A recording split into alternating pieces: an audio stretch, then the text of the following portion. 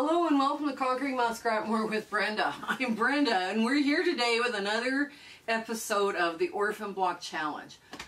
Wow, this has been a long challenge, but it's been a lot of fun, and I've cleared out so many quilt blocks that you can see now the pile is actually shrinking.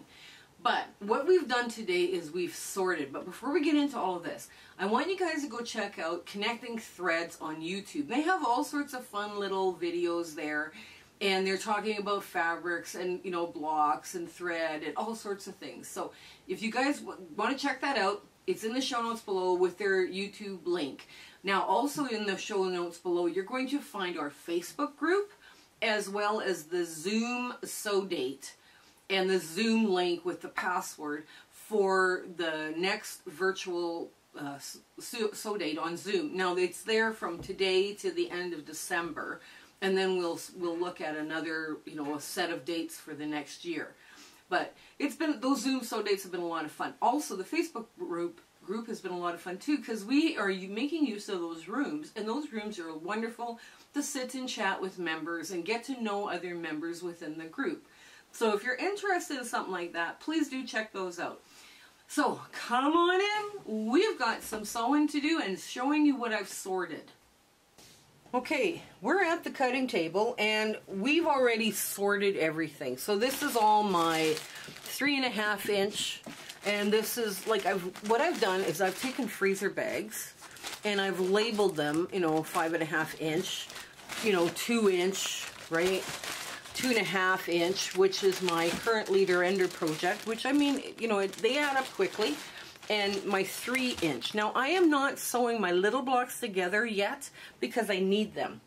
This is 4.5 by 5.5, and this is my 4.5 inch bin, and I have some blocks here that are 4 inch, 5 inch, 5.5, 6.5. Like, I've got them all lined up. They're tinier amounts.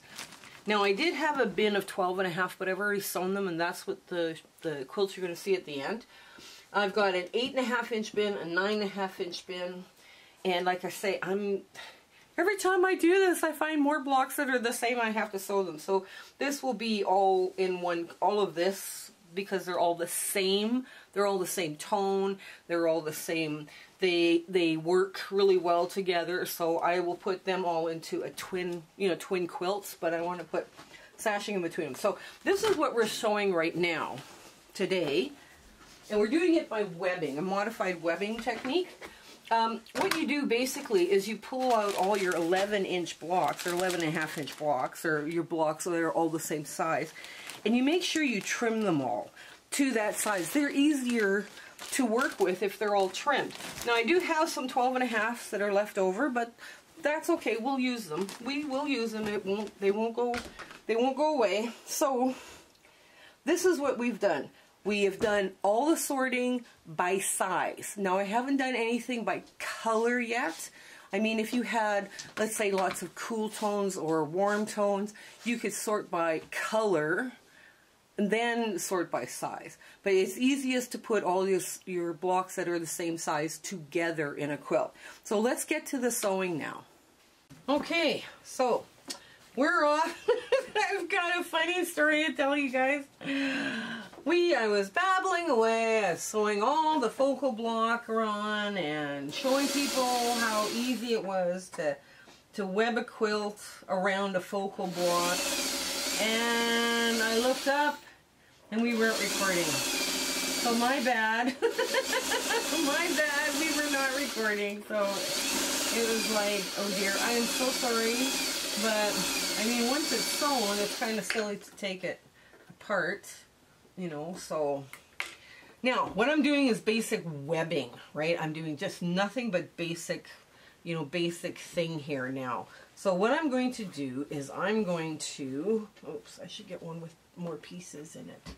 Hang on, right there.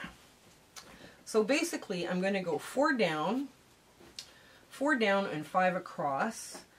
And then because I've already finished the top part with the webbing, you know, I'll show you what I did there, and hopefully it'll explain, hopefully we'll be able to explain it better. But, you know, if your focal block is 24.5, or you've made it into a 24.5, then it's just a matter of, you know, it replaces 4 blocks out of your quilt, right? So I'm going to use this one just like this, and I'm going to put this one in because this has got some funky I think this one's not the one that's biased edged. And it's like, oh dear, what have you done? Okay. Okay. 1, 2, 3, 4. Yeah, this webbing, when you're doing webbing like this, it's perfect. Just perfect. You end up with a perfect little block. Now I also threw a landscape block in there with the dirt to the bottom, so I will be appliquing on some flowers or something at the end. And hopefully it'll look great. I'm going to put this one beside this one. Oh, I'm going to put this one here. That's what I'm going to do. I'm going to put this one at the edge. This will be my outer edge. This will be my inner edge. But this will also be the bottom. So I've got 1, 2, 3, 4. There we go. Yeah. Okay.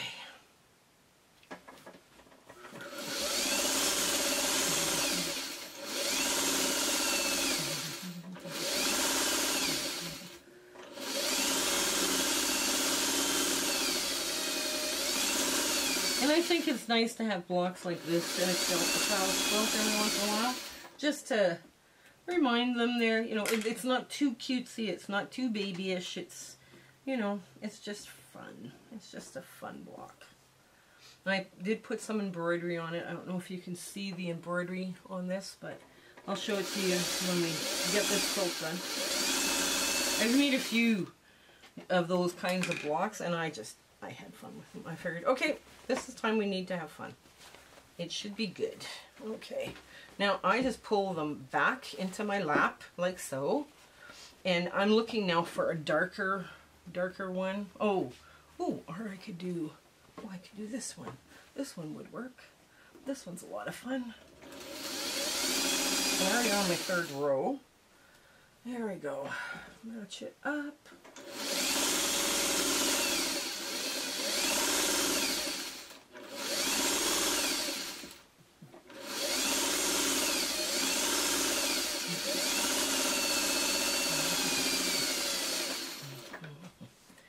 Okay, there's one. Oops. And sometimes it gets stuck in because I have a table that raises up, goes up and down, so it gets stuck every once in a while. I'm going to put a light block here, just because I can. I'm going to go this way with this block. That's a pretty block too. And you know, I never worry about light blocks on a kid's quilt. I figure they're going to do all sorts of fun, weird things on it. So, yeah, whatever. It's not a problem. It's their quilt, right? So, there. They should be taught how to look after it. Yes, I agree. But, ooh, I'm going to go dark. Oh, this is pretty. This is one I got from my Gill sister. Isn't this gorgeous? I put it up here because there, a little bit of dark color there. Oh, I should have left that one for the corner. Oh well. Too late now. Oops. This one I'll leave for the corner because it's got lots of stuff. Now I'm going to put this one in here because it's got a full piece and this is the very bottom, right?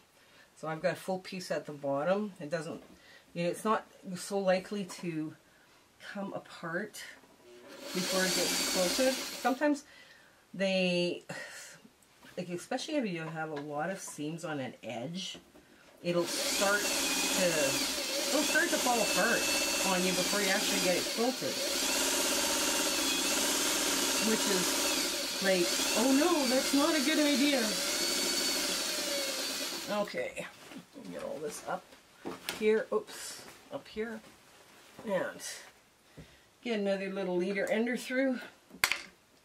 Okay. I have just a couple more rows to do and I'm good. I'm sorry we did lose that footage. We lost footage, we lost footage. I mean, there's nothing I can do about it except explain it at the end. Right? So, oh, the Lemoyne Star. I found the Lemoyne Star. People were asking me, please put a picture of it up. And I was like, no, I'm just going to put it into the quilt and be done with it. I found it months after. I've been looking for this thing for months. I finally found it. Isn't that's so bizarre. But anyway, so here we go.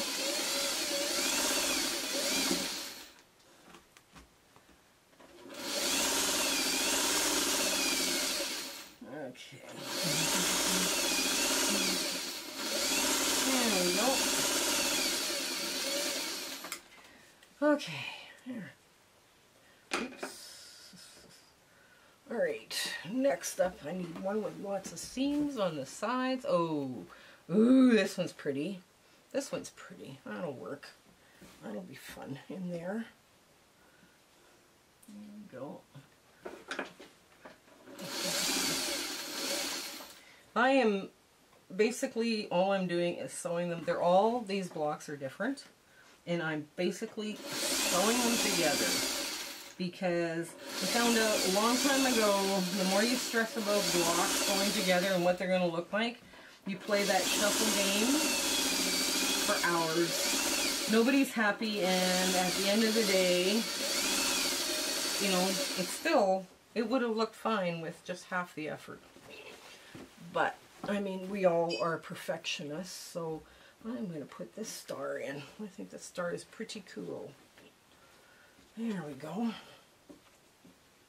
A friendship star with their corners done. I think that's such a pretty star. I love a good friendship star. Okay.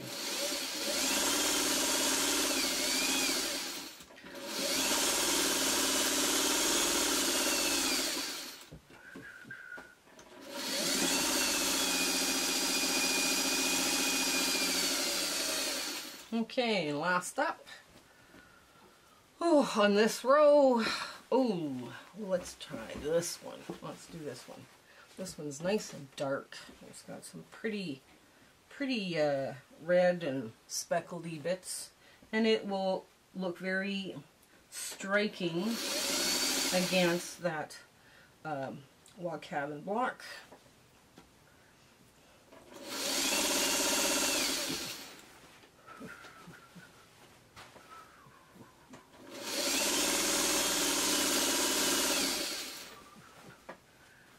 See, I always save them where there's not too many seams along that outside edge.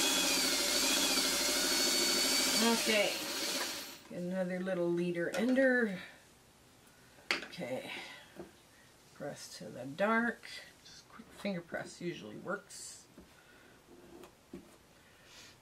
My friend and I were talking about nails and whatnot and manicures, and I told her, I said, I work with my hands so much I don't think a manicure would survive. Those fake nails would not make it. They would not make it to the end of the week. But anyway. Okay, let's... alrighty. Now, oof, I do have ones with lots and lots of seams on the edge. Oh well. Oh well, I guess. It is what it is. I've got a cute, isn't this a gorgeous bear paw? Isn't that a beautiful bear paw block?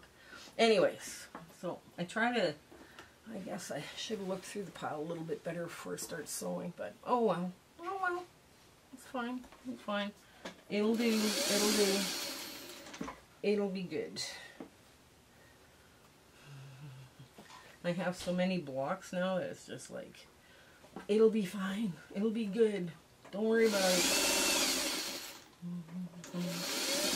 I did learn a lot so far about myself as a quilter during this Orphan block challenge.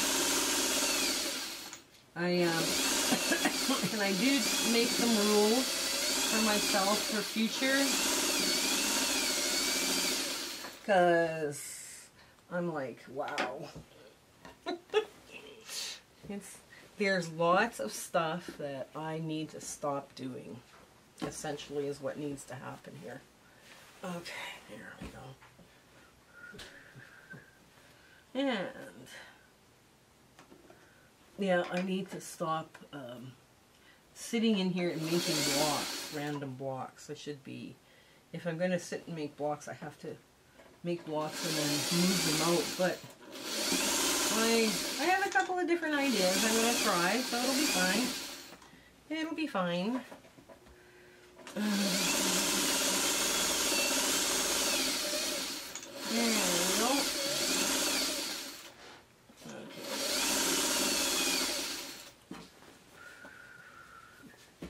And this one's pretty too. I should go this way. That doesn't matter. Okay, there we go. Yeah, this is going together so quickly because they were all squared up to the same size. And sometimes right there, that's half your battle. If you're not, you know, not having to worry about easing in every block or every second block, is because they all are the right size. This is one that's going in next.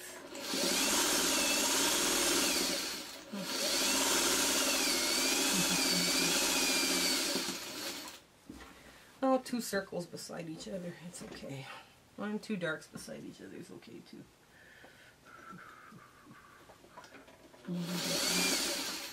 There.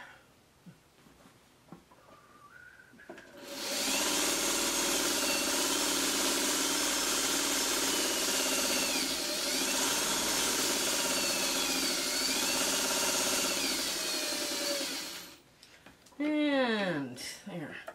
Now I go the other way. I take this off and I just start sewing them the other direction.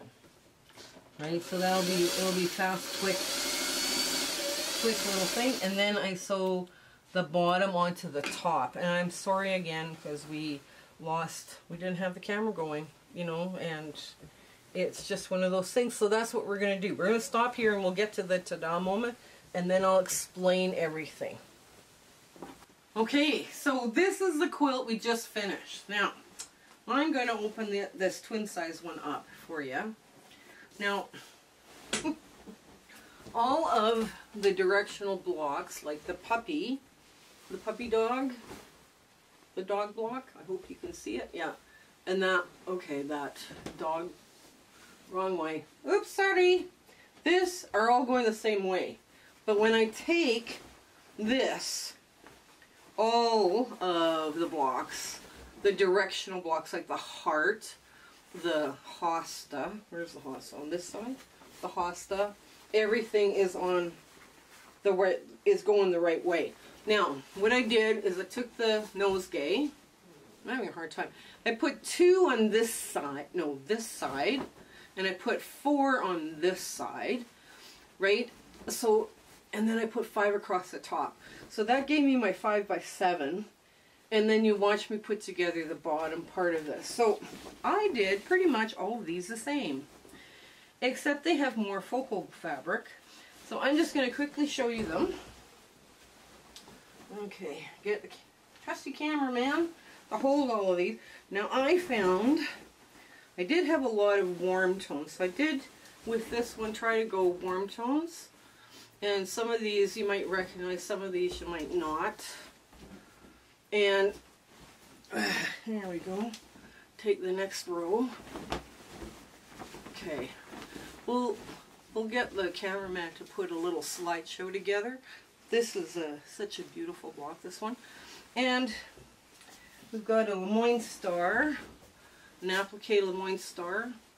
This way. There we go. So that's another one. Now I did pull out more blues, but then I decided, well, the blues and the warm tones and the cool tones didn't look that bad. So here we've got baskets and weed whackers and, you know, all that kind of stuff. Why am I not going the right way? Oh, here we go. That's why. Okay, so here, and then, you know, this is the next layer. Got Dresden's going on, and a little teddy bear, you know, that kind of thing, a Hosta block. And then these ones. Oops, wait a minute, it's this one. Okay, so it's this side here. So we've got some, we had some duplicate kind of blocks, like that leaf block. That one was there, it was kind of a duplicate block.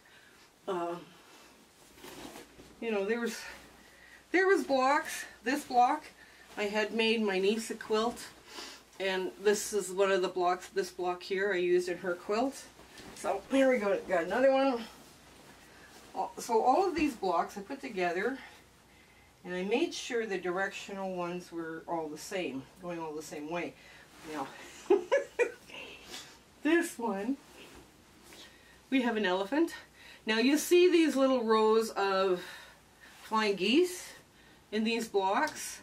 Some of them are pretty tiny, and what I did was I made them different. I just because I needed to add some fabric. Now this one here, I cut in half and I put them together like that. So then I had some Hawaiian applique, I had some paper piecing, pineapple, or not pineapple, palm leaf. And these blocks kind of went together. They're oversized blocks. We got the cat, we got Drunkard's Path, some hourglass blocks. Wait, hourglass blocks, some trucks for little ones.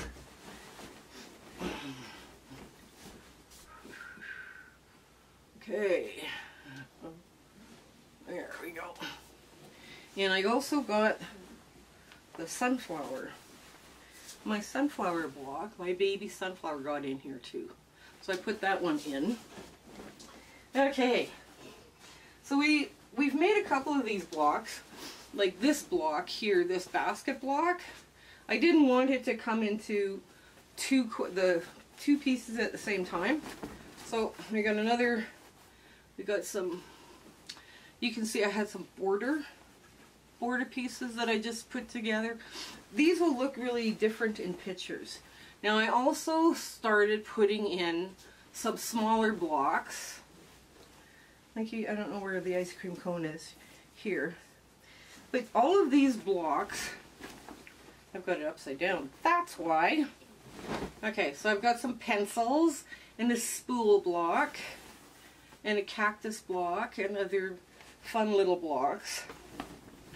But I also have some smaller blocks coming in, and you'll see this block had some very tiny little cross stitching and my ice cream cone. So there's a bunch of different blocks in here that just to make this one work. So we started adding the smaller ones and the larger ones together. Now, okay, I laughed when I put these ones together. I thought, oh my gosh. And I got some piano keyboarders. So, and you can see this one. There's a tractor and a house. And, you know, you've got the circles. You've got, you know, a beautiful applique, a heart block, and there's some triangles on top of the heart block to make it a bit bigger across. So then we move on to a nosegay, and the nosegay blocks, and when I go way over, you can see a wedding ring block. Now this is where I'm not putting my little pieces together, because I need filler blocks, and that's how you do it, fill a filler block, right? This one is cheater fabric, and that just came together really quick. And I've got spools and checkerboards, and let's go the other way, trees and flying geese. And I've got a little pined, oh, where is that now? Right there. This block right here. is that little mini autumn leaf. But this is all, these two pieces beside it are all filler blocks. So that's what we did. Oh, we also have a helicopter on there just because we could. Okay. And I found blocks, that were all the same. So I decided, okay, I'm going to make a flying or Dutchman's puzzle. This is just your, the block is this, right there. The two flying geese, and I found hundreds of them. So I decided, okay, that's going to be a quilt. And then I found a very modern baby quilt piece, and I just decided, okay, I will throw all those pieces together. It'll look fun, and put a border on it. So, and because I don't have any of the fabric inside the, but you can put, the person that's going to do the long arming here is going to be able to put a lot of fun fabrics in there. And this is the first of two postage stamp quilts. And this is crib sized. And this is just a 1 inch square finished, 1.5 inch square unfinished. And I have a bunch of those blocks in black and white. So every time I do this, I find more projects that needed to be completed that ended up, instead of the UFO bin, they ended up in the orphan block bin. So we'll get them done now. Okay, so until we meet again, this is the longest exit we've had. Until we meet again, I hope you guys have a fabulous week ahead. Okay, take care, bye. My husband and I would love to thank you for all of the amazing people that we have met along this crazy YouTube adventure that we've been having. We do free speaking engagements too, so if you're part of a guild and they're looking for, you know, people to talk and, you know, and chat with, you know, in their monthly meetings, tell them that I'm doing free ones just to help the guilds out, because it's been a tough time for the guilds as well. You know, share, like, and subscribe with your friends. You know, make sure that they're, you know, they get the word out on us. That's, I mean, that's the best way you can do to help us out. So until we meet again, I want to thank you. Okay, goodbye.